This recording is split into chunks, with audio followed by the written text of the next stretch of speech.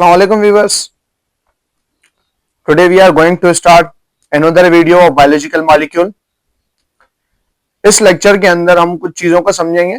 पिछले लेक्चर के अंदर हम लोगों ने जस्ट ये समझा था कि कुछ रिएक्शंस थे, हम लोगों ने उसको देखा था कि एनाबॉलिज्म और कैटाबॉलिज्म। उसके साथ साथ हम लोगों ने ये डिस्कस किया था कि बायोलॉजिकल मॉलिक्यूल्स कौन कौन से हैं। मैंने जो है हेडिंग्स बना दी थी, carbohydrates, protein, lipids, nucleic acid और कॉन्जुगेटेड मॉलिक्यूल्स की। अब ये जो मॉलिक्यूल्स हैं, जितने भी बायोलॉजिकल मॉलिक्यूल्स हैं, इनके छोटे छोटे हिस्से भी होते हैं, मोनोमर्स, और फिर वो मोनोमर्स मिलके ये बड़े बड़े हिस्से भी बनाते हैं। हम हर एक लेक्चर के अंदर इनको डिस्कस करेंगे।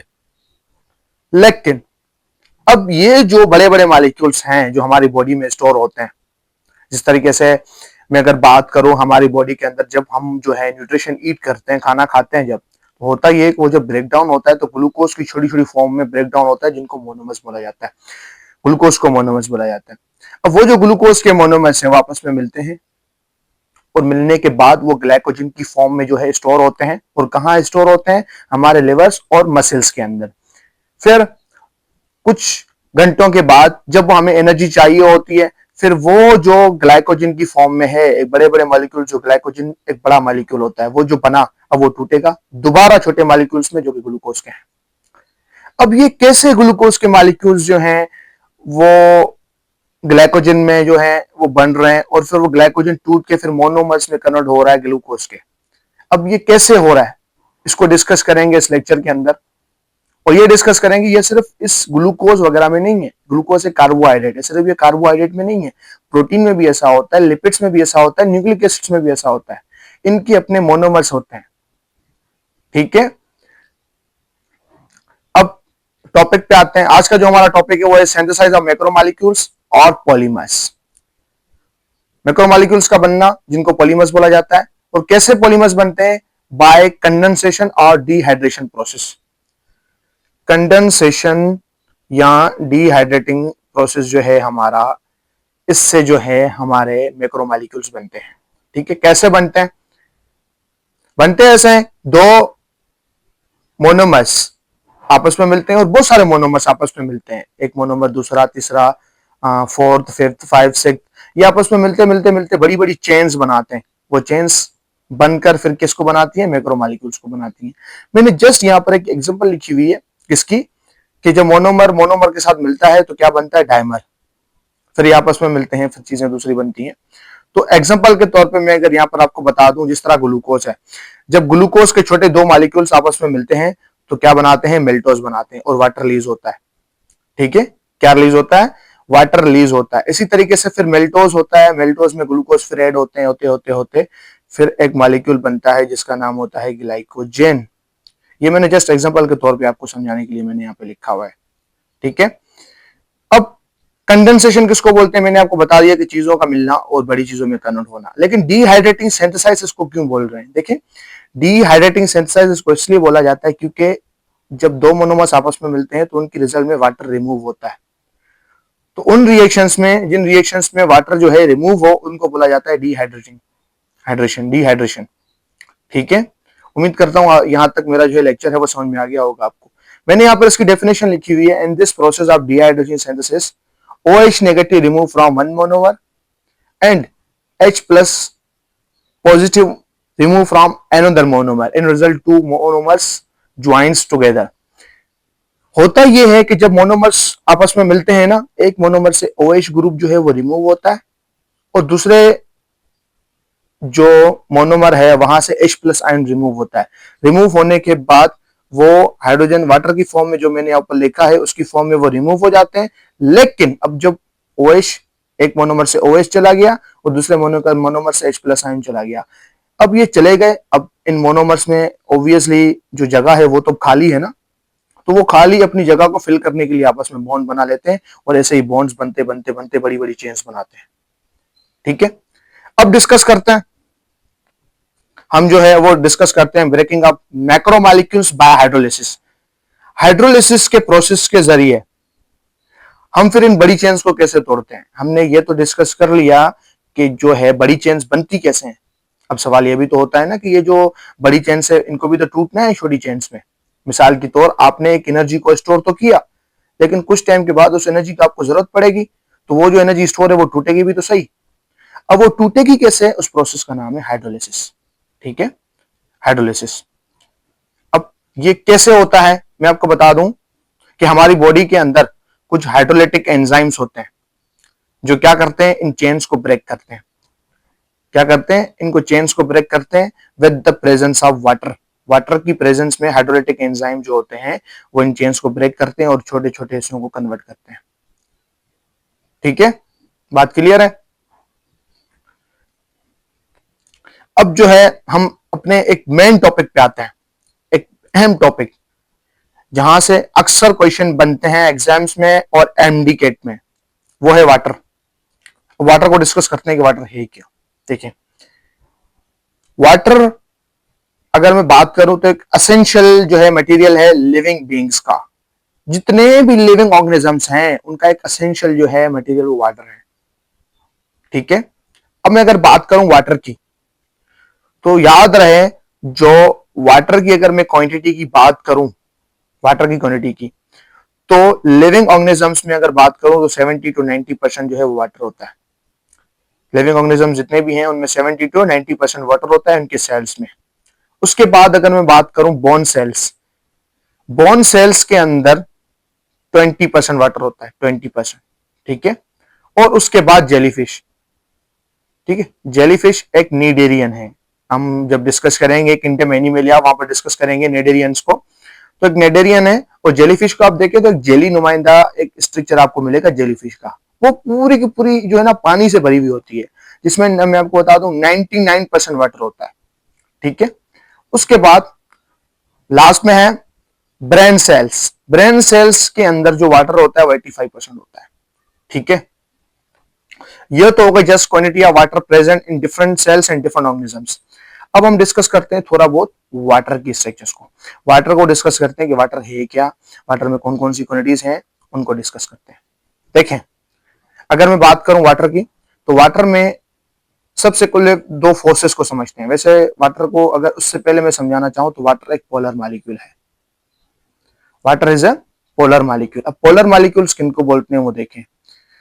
वाटर का फार्मूला आप लिखते हैं। अगर मैं यहां पर जो है वो वाटर का फार्मूला लिखूं, तो वाटर का फार्मूला आप बचपन से पढ़ते हुए आए हैं, ये आज की बात नहीं है। आप पढ़ते हुए आए हैं H2 ये H2O आप बचपन से पढ़ते हुए आए हैं।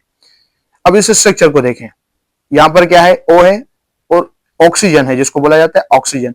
उस ऑक्सीजन के साथ क्या है कि दो हाइड्रोजन जो है आपस में जुड़ी हुई है, H2O, ये वाटर का स्ट्रक्चर है। ठीक है, अब ये जो वाटर का स्ट्रक्चर है आप देख रहे हैं, वाटर हाइड्रोजन के ऊपर क्या है, H प्लस प्लस है, इस हाइड्रोजन के ऊपर भी प्लस है और ऑक्सीजन के ऊपर माइनस है।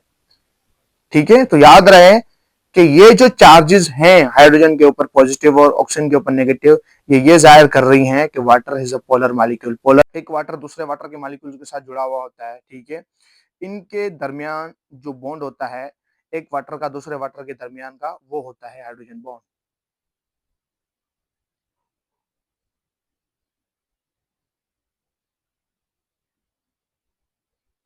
ठीक है, एक वाटर का जो दूसरे वाटर के साथ जो दरमियान जो बॉन्ड होता है उसको क्या बोला जाता है, उसको बोला जाता है हाइड्रोजन बॉन्ड। ठीक है, अब हम डिस्कस करते हैं आगे चल के दूसरी कुछ फोर्सेस को, जिसका नाम है कोएशन एंड कोएसिव फोर्स को। कोएशन फोर्स जिसको कोएसिव फोर्स भी बोला जाता है, एडेसिव या एडेसिव फोर्स भी इसको बोला जाता है, एडेशन। ठीक है, अब कोएसिव फोर्स क्या होती है उसको समझिए। Force of attraction between same type of molecules. Same type of molecules के दरमियान जो फोर्स ऑफ अट्रैक्शन होती है उसको बोलते हैं कोहेजन या कोहेसिव फोर्स। जिस तरीके से मैं अगर बात करूं एक कंटेनर की जिसके अंदर पानी भरा हुआ है, उसमें क्या है, बहुत सारे वाटर के मॉलिक्यूल्स आपस में जुड़े हुए हैं। ठीक है, क्या हुए हैं, जुड़े हुए हैं। तो ये जो एक मॉलिक्यूल वाटर का दूसरे मॉलिक्यूल के साथ जुड़ा हुआ है, ठीक है, एक मॉलिक्यूल जो दूसरे वाटर के साथ मॉलिक्यूल के साथ जुड़ा हुआ है, वो है कोहेसिव फोर्स की वजह से। और इसके नीचे है एडेशन, यहाँ पर लिखना आप लिख लीजिएगा इसको, एडेशन लिख लीजिएगा, प्रोसेस का नाम है एडेशन या एडेसिव फोर्स बोलते हैं इसको। Force of attraction between different type of molecules.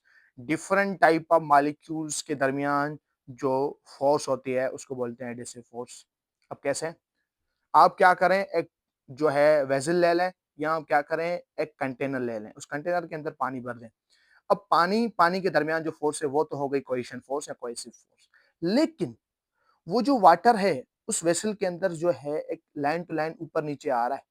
या अगर बात करें किसी भी कंटेनर के अंदर वाटर पड़ा हुआ है, अब वो जो है किसी कंटेनर की वाल के साथ जो अटैच है, ये जो अटैचमेंट है वाटर के मॉलिक्यूल्स की उस वाल के मॉलिक्यूल्स के साथ, ये है कोएसिव फोर्स। वाल के मॉलिक्यूल्स अलग, वाटर के मॉलिक्यूल्स अलग, दोनों के दरमियान की फोर्स को बोलते हैं एडहेसिव फोर्स। ठीक है, अब आते हैं नीचे, हाई पोलैरिटी ऑफ वाटर। याद रहे वाटर की जो पोलैरिटी होती है वो हाई होती है। Water is a polar molecule, due to its polarity it is known an universal solvent. असल में वाटर जो है यूनिवर्सल सॉल्वेंट है। ठीक है, उसके बाद मैं डिस्कस करूं high specific heat of water. Water की जो हाई स्पेसिफिक हीट होती है बहुत ज्यादा होती है। इसी स्पेसिफिक हीट की वजह से वाटर को बोला जाता है टेम्परेचर स्टेबलाइजर बोला जाता है। असल में होता यह है कि आपने देखे होंगे कुछ ऐसे इलाके जो बहुत क्या होते हैं, ठंडे होते हैं, और बहुत इलाके जो होते हैं वो गर्म होते हैं। आपने ऐसा देखा होगा, लाजमन जो है, आप कराची को देख लें तो कराची के नज़दीक जो है, कराची के नज़दीक जो है वाटर है। लेकिन उसको अगर आप कंपेयर करें, कराची को अगर आप कंपेयर करें बनिस्बत दूसरे जो हैं सिटीज़ हैं जहाँ पर जो है पानी की तादाद नहीं है वहाँ पर, तो आपको कराची में फिर भी वो गर्मी महसूस नहीं होगी जितनी वहाँ पर है। क्यों? क्योंकि जो वाटर की जो स्पेसिफिक हीट है, वो क्या करती है, उस टेम्परेचर को बरकरार रखती है फिर भी। ठीक है? तो इसलिए आपने देखा होगा सहराव वगैरह ये बहुत गर्म होते हैं, उसके पीछे वजह ये है कि वहाँ पर वाटर की कुछ कमी पेशी की वजह से वाटर टेम्परेचर को स्टेबलाइज करता है। ठीक है? अब ये समझते हैं कि हाई स्पेसिफिक हीट की डेफिनेशन क्या है। देखें, amount of heat required to rise temperature of 1 gram of any substance to 1 Celsius or 1 Kelvin। किसी भी सब्सटेंस के 1 ग्राम को आप 1 सेल्सियस या 1 केल्विन इंक्रीज कर रहे हैं उसके टेम्परेचर को, उसको बोलते हैं हाई स्पेसिफिक हीट। मिसाल के तौर, ये कोई सब्सटेंस है, इसका मास जो है 1 ग्राम है। आपने क्या किया, देखा कि इसका जो मेन टेम्परेचर है वो 21 सेल्सियस। आपने क्या किया, उस 21 सेल्सियस में से उसको कन्वर्ट किया, थोड़ी आपने टेम्परेचर देके 22 सेल्सियस में। ये जो 1 सेल्सियस का डिफरेंस आया इसके दरमियान, इसको बोलते हैं high specific heat of water. ठीक है, अब आते हैं हाई हीट ऑफ वेपोराइजेशन। वैसे अगर मैं बेसिकली यहाँ पर वैसे डेफिनेशन लिख नहीं सकता, इसको याद रख लीजिएगा। हाई हीट ऑफ वेपोराइजेशन का मतलब, हीट ऑफ वेपोराइजेशन को समझ लें। देखें, जब भी किसी लिक्विड को जब वेपर्स में कन्वर्ट किया जाता है, जब भी किसी लिक्विड को किसी वेपर्स में कन्वर्ट किया जाता है, उस दौरान जो हीट दी जाती है वो होती है हीट ऑफ वेपोराइजेशन। और वाटर की हीट ऑफ वेपोराइजेशन बहुत ज्यादा होती है। कितनी होती है ये भी याद रख लें, ये एक ऑथेंटिक एमसीक्यूज है। 574 किलो कैलोरी पर किलोग्राम, ये याद रख लें, इतनी जो है वो हाई हीट ऑफ वेपोराइजेशन होती है वाटर की। ठीक है, उसके बाद हम डिस्कस करते हैं हाइड्रोफोबिक एक्सक्लूजन। कि हाइड्रोफोबिक एक्सक्लूजन क्या है। ये भी एक प्रॉपर्टी है वाटर की। इसमें क्या होता है, मिसाल के तौर आप एक कंटेनर ले लें, आप क्या करें, कोई भी जो है वो यहाँ पर आप कंटेनर ले लें। ठीक है, उस कंटेनर के अंदर आप पानी भर दें। ठीक है, इसके अंदर जो है पानी वो भरा हुआ है। आपने क्या किया, अब पानी के दौरान जो ऑयल के ड्रॉपलेट्स थे, ऑयल यहाँ पर लिख रहा हूं मैं, वो आपने ऐड करना शुरू किए।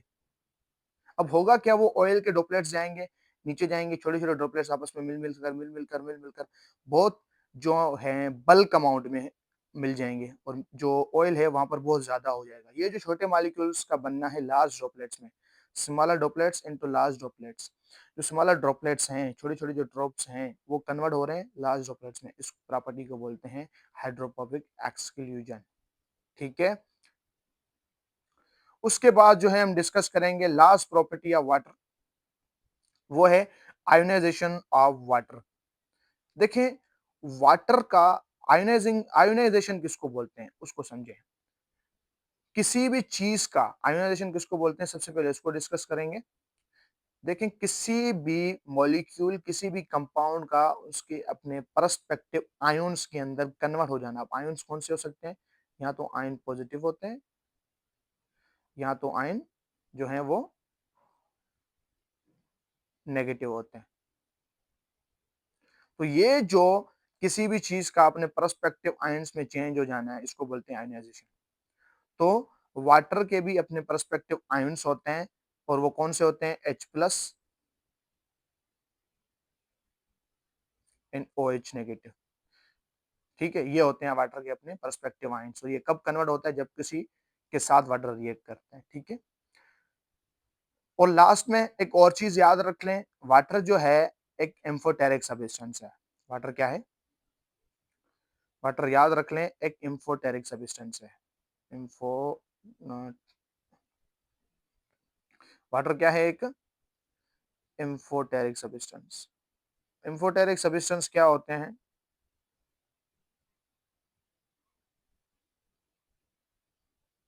एम्फोटेरिक सब्सटेंस हम लोग बोलते हैं जिनके पास डुअल प्रॉपर्टी हो, साल्ट एंड बेसिक। मतलब ये कि वाटर जब भी किसी एसिड के साथ रिएक्ट करेगा तो एज अ बेस रिएक्ट करेगा, फिर अगर किसी बेस के साथ रिएक्ट करेगा तो फिर वो वहां पर एसिड बन जाएगा। तो ऐसे सब्सटेंस जो कि एसिड और बेस दोनों बिहेवियर्स में जो है, दोनों बिहेवियर्स शो करते हो, इनको बोला जाता है एम्फोटेरिक सब्सटेंसेस। तो होप सो मेरा ये वीडियो आप लोगों को समझ में आ गया होगा। अगर आपने कोई क्वेश्चन मुझसे पूछना है, अगर आपको इस जो है चैप्टर के नोट्स चाहिए, ब्रीफली रिटन नोट्स, उसके अलावा आपके जहन में कोई ऐसा क्वेश्चन है कि आप किस तरह प्रिपरेशन करें, तो आप मेरे डिस्क्रिप्शन में जाके मेरे कॉन्टेक्ट नंबर को मेरे कॉन्टेक्ट नंबर को देखें और मुझे मैसेज करें, और मैं आपको इंडिविजुअली गाइड कर दूंगा कि आपने किस तरीके से अपनी प्रिपरेशन को जो है कंटिन्यू रखना है। ओके, अल्लाह हाफिज़।